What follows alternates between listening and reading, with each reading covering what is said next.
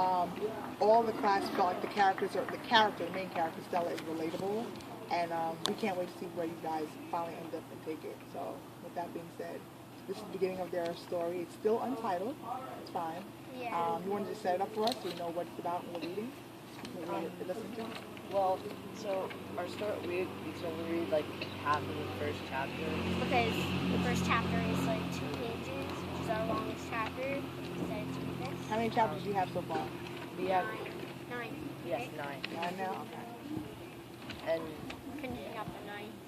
Moving on to the 10. so it's about this girl. Well, this first chapter is just about her and her life, but later on in the story, it gets like it's about her. She's a foster kid, so she has foster parents that are really mean to her, and so it's one of those typical things where she goes to find her mother, but she doesn't find her mother because her mother's in jail. It's like we sort of like a related book would be like that. We read this like Gilly, like the Great Adventure of like Gilly Hopkins, but it's not like that. Yeah. But it's not like that. And then she goes and finds her dad, but he doesn't want her. So And she meets this, but she has to travel to the U.S. because she lives in Norway.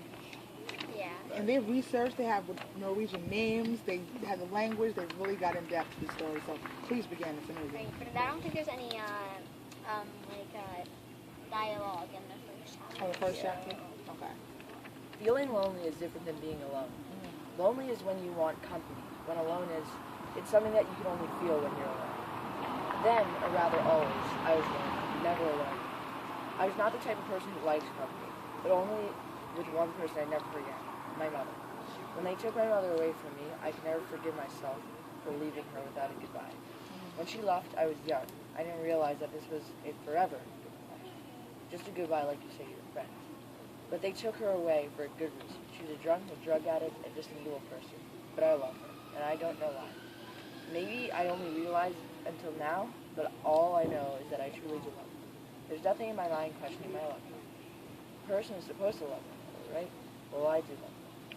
But when it came to my foster mother, excuse my friends, but she was there. She didn't even care about me, not one bit. On the other hand, she loved my brothers and sisters. They were her precious little flowers, her only love. Comparatively,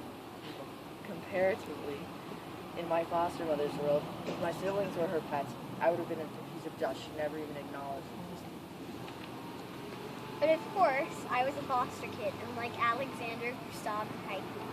Every day I got home from school. I wondered about my mother. I've been trying to put the pieces together.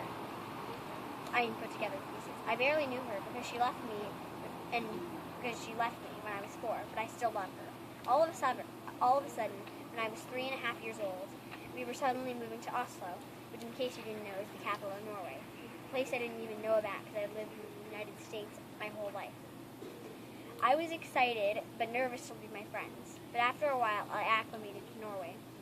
It was winter and I was having such a fun time playing and frolicking in the snow-covered hills. One day, my mother said she'd be going somewhere for 5 days alone. She gave me to a woman who brought me to a whole building. It was deathly quiet, and the woman at the desk said that she found a new home for me. I couldn't understand because it was in Norwegian, but I remember those words and they stuck in my head like glue. Once I had grown older, I searched for the translation, which told me the beginning of everything. When I was 4, I didn't know the real story, but now I do. I never know if it's actually real or not, because my foster mother, who I call Marta, told me, and you never know with her. Marta was an awful woman. She was very thin with conspicuous wrinkles. Her cheeks sagged, and her dark, emotional brown eyes bulged out of her head, which alone was too large to be put on top of her small, frail body. Her thin, oily hair dangled just above her tailbone. One of the most bothersome traits about her is the way she narrowed her eyes when she talked. Oh, how I despised that. And in those tiny slits of her eyes, there was evil for Okay, that's all we have for Yes. And in chapter Yay. excellent. In chapters 2 and 3, we get to really see how evil this woman is and how she treats them differently from her own children. It's amazing. It's absolutely amazing. Comments, please. Comments, questions. I want to read more. Yeah. I absolutely love the way you described her life. That she left the mother, even though she kind of already knew that her mother was she's gonna share it with me more. Feels very realistic, and the description in the story is really strong. I asked you guys before, but in that fact, you guys know each other. So I'm like, oh, that's part of the reason, the magic. But writing collaboratively, what was that experience like this week versus writing by yourself? Well, I've done group stories before, and they have ended up like really bad. They're like very low, not very good. But this one, I really like this one. Like this, we started out with like nothing. I just started writing, lonely, being alone, and we built on that with like the character. And then once we finished This first chapter. this first page or whatever, Yeah, we were like, okay, what is the plot of the story? And then we Then- just started together. Yeah. But next, actually, after this, we write about her brothers and sister, and then sort of the story all roses, and we get to where it sort of starts where she breaks her arm, Yeah. and then she gets a job, and Marta, And she's 13. yeah, and this lady Marta, her foster mother, wants her to pay for it. And she's really mean, and so because she thought that she did it herself, Stella broke her arm, but her brothers pushed her.